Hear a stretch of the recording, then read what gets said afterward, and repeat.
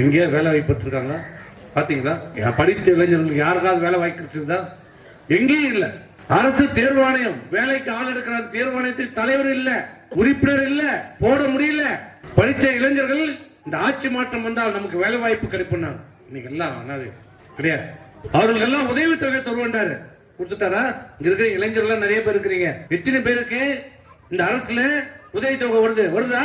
படித்து விட்டு இருக்கிற அந்த வேலை இல்லாம இருக்கிற இளைஞர்களுக்கு நான் பொறுப்பேற்றால் உதவித்தொகை வழங்கப்படும் என்று சொன்னார். கொடுத்தாரா? இல்ல. கொடுத்தது நிறுத்திட்டார். காலகாலமாக அம்மாவுடைய அரசு செய்து வந்த கொடுத்து வந்த உதவிகளை நிறுத்தப்பட்டிருக்கிறது.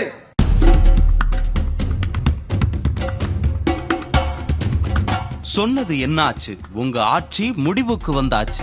திமுக ஆட்சிக்கு வந்தா 3,50,000 அரசு பணியிடங்கள் நிரப்பப்படும் வாக்குறுதி கொடுத்தீங்களே ஸ்டாலின், அது என்ன ஆச்சு? 2021 உங்களுக்கு நல்லா ஞாபகம் இருக்கும்னு நினைக்கிறேன். நாங்க ஆட்சிக்கு வந்தா 3,50,000 காலி பணியிடங்கள் நிரப்பப்படும் சொன்னதோட இல்லாம இன்னும் 2 லட்சம் பணியிடங்கள் நிரப்பப்படும் நீங்க தானே உருட்டுனீங்க. உங்க 4 ஆண்டு ஆட்சியில இன்னும் 3 லட்சம் காலி பணியிடங்கள் நிரப்பப்படலன்னு அரசு ஊழியர் அமைப்புகள்லாம் சொல்றாங்க. அது மட்டும் இல்லங்க, ஒரு வருஷத்துக்கு 8 லட்சம் இளைஞர்கள் வேலை தேடிட்டு இருக்காங்க. வருஷத்துக்கு வருஷம் இந்த எண்ணிக்கை மட்டும்தான் அதிகரிக்குது. ஆனா பாருங்க, யாருக்குமே வேலை கிடைக்கல. சரி, காலி பணியிடங்களையாச்சும் நீங்க நிரப்புவீங்கன்னு பார்த்தா உடனே நிதி பற்றாக்குறைன்னு ஒரு பெரிய உருட்டுனீங்க. தமிழக இளைஞர்களோட வாழ்க்கைய இருட்டுல தள்ளுனீங்க. தமிழ்நாடு அரசு பணி தேர்வாணையம், சீருடை பணியாளர் தேர்வு வாரியம், ஆசிரியர் தேர்வு வாரியம் உள்ளிட்ட தேர்வு முகாம்கள் வாயிலா 4 வருஷத்துல 34,384 பேருக்கு மட்டும்தான் அரசு வேலை கிடைச்சிருக்கு. உங்களையே நம்பி இருந்த இளைஞர்களை நீங்க ஏமாத்திட்டீங்களே, உங்க மனசாட்சி உறுத்தலையா ஸ்டாலின்? உங்க வாரிசுக்கு மட்டும் துணை முதலமைச்சர் பதவி கொடுத்து குடும்பத்தை வளர்க்க வழி செஞ்சிட்டீங்க. எம்ப்ளாய்மெண்ட் ஆபீஸ்ல ரிஜிஸ்டர் பண்ணவங்க பண்ணாதவங்கன்னு கணக்கெடுத்து பார்த்தா 1,30 லட்சம் பேர் வேலை வாய்ப்புக்காக காத்துட்டு இருக்காங்களாம்.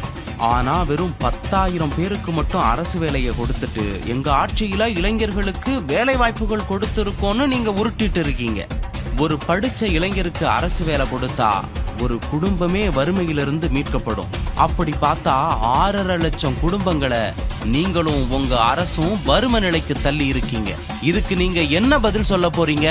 வழக்கம் போல காலி பணியிடங்கள் நிரப்பப்படும், பணி நிரந்தரம் செய்யப்படும்னு உங்க பொய்யான வாக்குறுதியை அவாய்ட் பண்ணிருங்க. ஏன்னா அதை கேட்க தமிழ்நாட்டு இளைஞர்கள் இனியும் தயாராயில்ல.